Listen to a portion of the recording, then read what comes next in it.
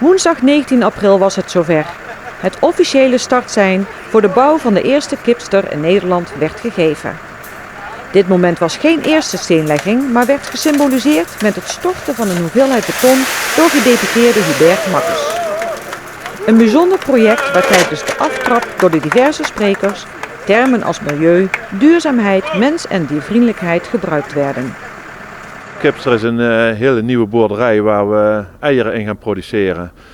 Je zou ook kunnen zeggen het is een energieboerderij die toevallig eieren produceert. Of het is een toeristische boerderij die toevallig eieren produceert. Dus het is gewoon eigenlijk een geheel nieuw systeem voor het houden van kippen en productie van eieren. En waarom speciaal deze plek? Nou, eigenlijk wel een bijzondere plek hier, omdat oerlokasterij zo ongeveer, zou je kunnen zeggen, de bakermat van de kippenindustrie over de hele wereld is. De helft van de kippen op de hele wereld komt af van broedlijnen van Hendricks. Belangrijke voerbedrijven op het gebied van de kippen komen hier uit dit gebied.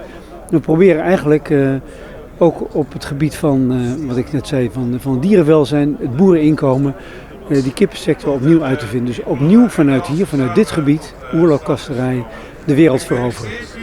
Ja, nou wij denken tot hoe wij er tegenaan kijken, hoe wij het voor elkaar hebben, tot dat in heel veel Noordwest-Europese landen interessant is. Lidl is onze partner qua afname van de eieren in Nederland.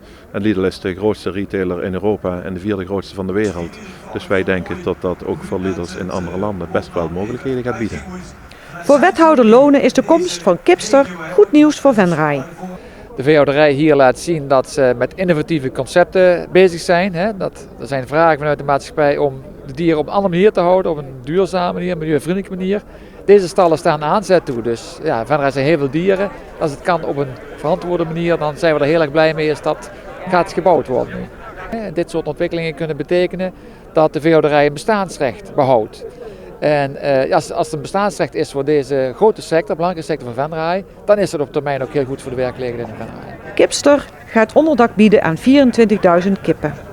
Dit lijkt voor een leek een groot aantal, maar een gemiddeld scharrelkippenbedrijf in Nederland heeft 60.000 tot 70.000 leghennen.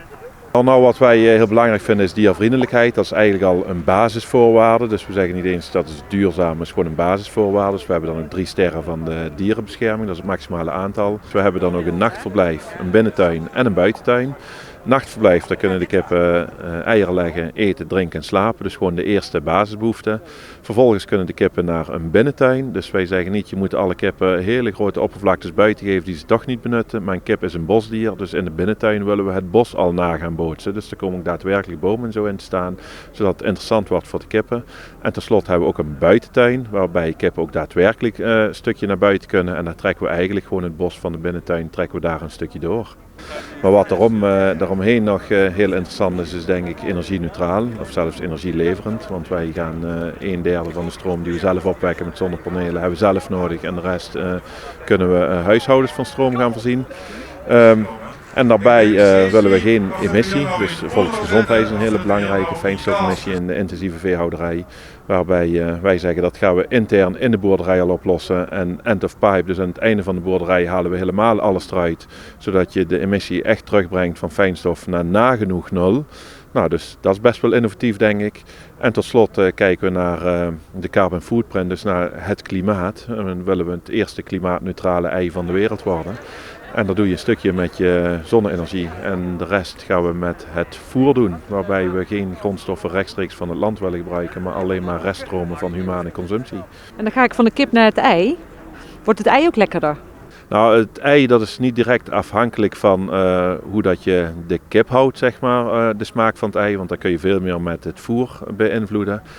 Maar ik denk wel dat je er gevoelsmatig, emotioneel, dat het een heel lekker ei gaat worden. Nu de bouw gestart is, kan uitgekeken worden naar de officiële opening. Deze staat gepland op 15 september.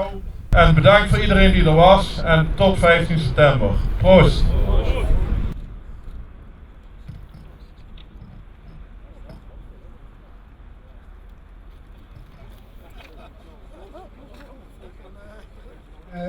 Ja, we hebben nog. Als er iemand nog wat drinken wil, staat eigenlijk drinken.